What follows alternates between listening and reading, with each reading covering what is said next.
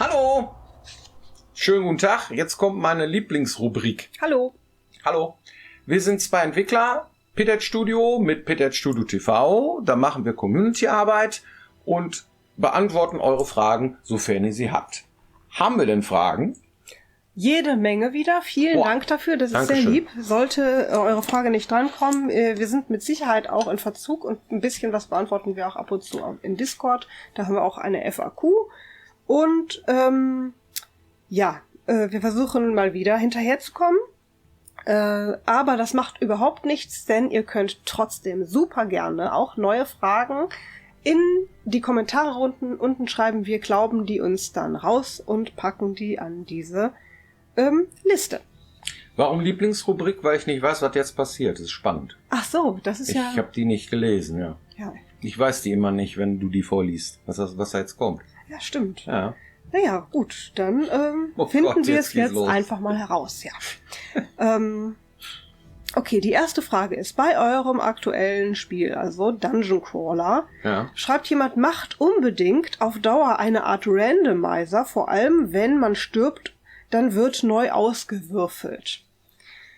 Das klingt sehr nach einem Roguelike oder so. Nee. Und so etwas machen wir nicht. Nee. Also bei uns ist die Welt, wie sie ist. Wir geben feste Werte vor, so wie wir das immer gemacht haben in der Vergangenheit. Ja. Und dass du dich darauf verlassen kannst, dass das, was du da erspielst, dann auch passiert. Das heißt, wenn du später zu dem Gegner hinkommst, den du erstmal nicht geschafft hast, dann ist der nicht anders auf einmal oder woanders oder gar nicht mehr da oder anderes Item in der Würfeln. Nee, das machen wir nicht. Weil wir finden das schöner, wenn es nicht gewürfelt ist. Weil man dann auch so ein bisschen mehr taktieren überlegen kann. Also wir haben geplant, dass es unterschiedliche Waffen im Spiel zu finden gibt und auch ein paar Rüstungsteile und sowas. Und wenn man einen Gegner hat, dann kann man sich dann überlegen, wie man diesen Gegner halt besiegen möchte. Das ist alles in einer einfachen Form. Was ist du kannst den Gegner bekämpfen oder dich vielleicht auch dran vorbeischleichen und dir das aussuchen und das finden wir gut, dass die Spieler sich das selber aussuchen können. Deswegen würfeln wir nicht. Storytelling und Randomisen, also sowas, ne, das beißt sich. Das passt nicht zueinander, ne?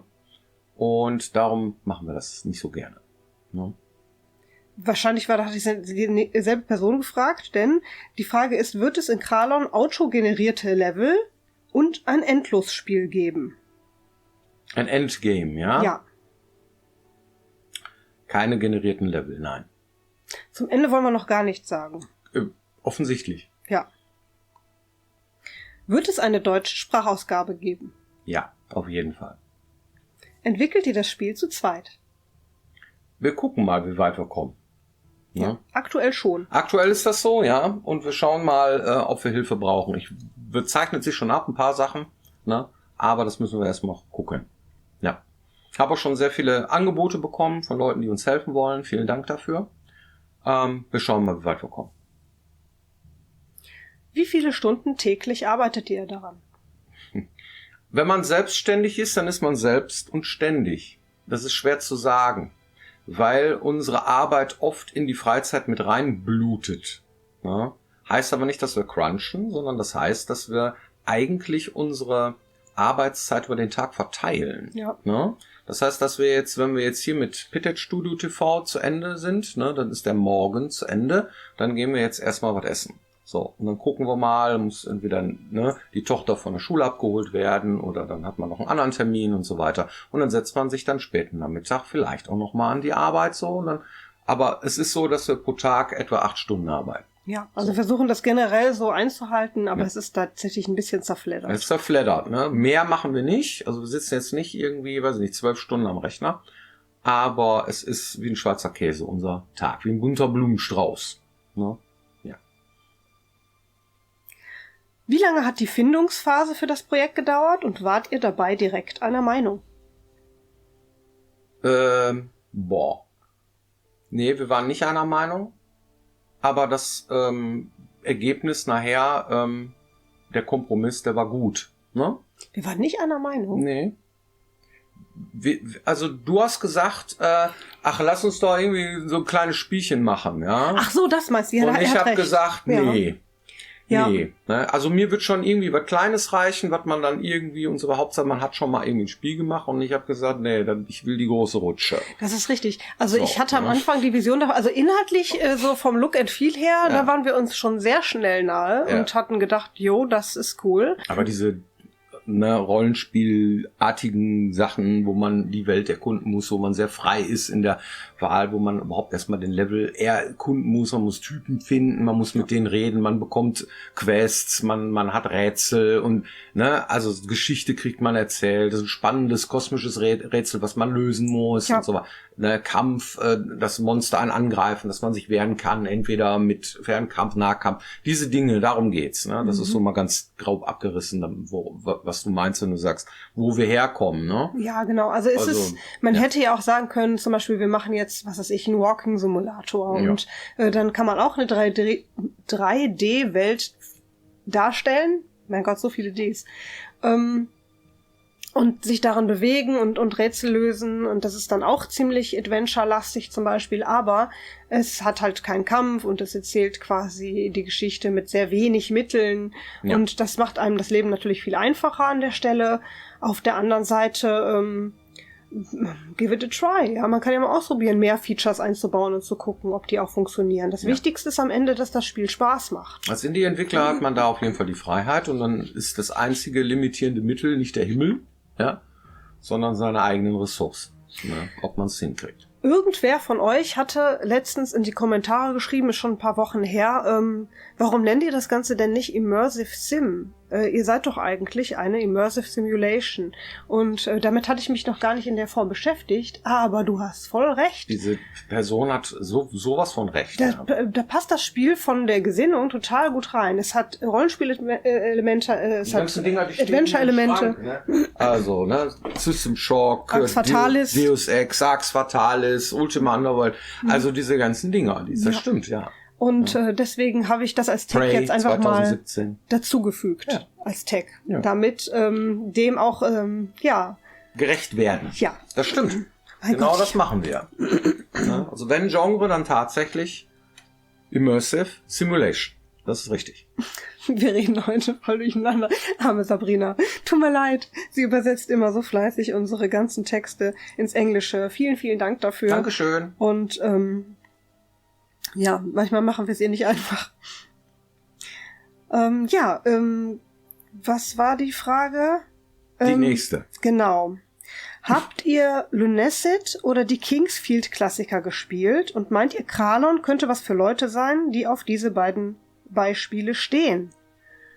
Also, kenne ich nicht. Selber gespielt habe ich die nicht, aber selbstverständlich habe ich mir die angeguckt in dem Zuge, weil das irgendwie mit zum Thema gehörte und auch schon vor einer ganzen Weile und bin unbedingt der Meinung, dass das nicht ganz unähnlich ist. Wir haben unseren Schwerpunkt ein bisschen mehr auf Storytelling und Exploration gelegt und diese Spiele machen auch schwerpunktmäßig, würde ich sagen, weniger in der Richtung, sondern mehr in Richtung Knobeleien noch. Aber trotzdem ähneln die sich von der Gesinnung her schon stark. Und deswegen würde ich sagen, ja. Ah, cool. Muss ich mir mal angucken. Ja, das ist wirklich ziemlich cool. Und es ist auch vom Look and Feel her, also Lunacid zum Beispiel, das ist so, das hat so eine ganz eigene Atmosphäre mit Sound und dann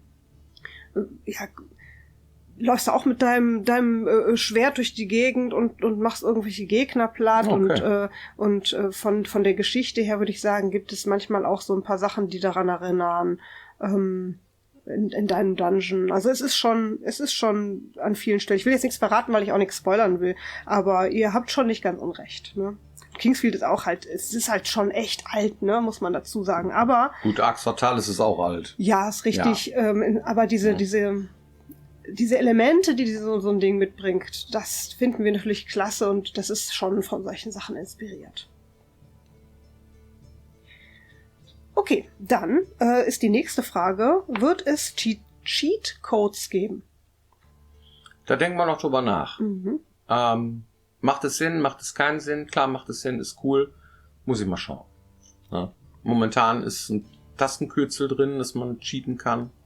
Aber es ist die Unreal Engine. Ne? Und da ist super schnell ein Trainer gebastelt. Ne? Also da wird man auf jeden Fall cheaten können, würde ich mal vermuten. Ziemlich schnell eigentlich. Ne? Ja, gehe davon aus. Ja. Ja, weil die Unreal Engine ist ja offen, da weiß eigentlich jeder zweite Programmierer, wie man da drankommt, wie man da das entsprechend manipuliert, wie man die Werte ausliest und so weiter. Das kriegt man bestimmt ziemlich schnell raus. Ja. Ja. Wir hoffen, dass man es am Ende kann, aber nicht muss. Ja. Ja. Welche technischen Features wird das Spiel haben und unterstützen? Oh Gott, das ist aber eine allgemeine Frage. Die ist sehr allgemein, ja. Technische Features. Also Unreal Engine, ne? Die arbeitet mit Lumen, die arbeitet mit, Unreal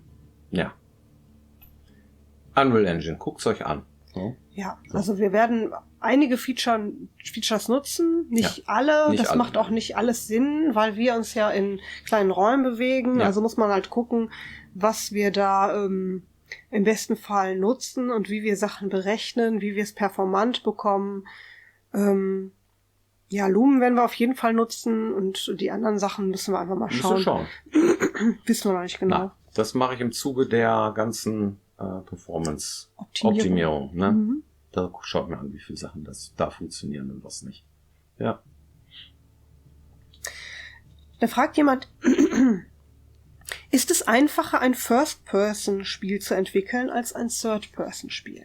Einfacher nicht, aber es ist, man kann die Figuren nicht sehen. Ja. Und das ist der Knick dabei. Denn die Figur, die vor dir läuft, wird bewertet. Du siehst den Hintern, den Rücken von der Figur ständig und das heißt, das Aussehen der Figur, die Animationen von der Figur, ja, wie sie sich durch den Level bewegt, wie realistisch oder unrealistisch das aussieht, wie hakelig das Ding sich bewegt und so weiter, ja. Das wird bewertet.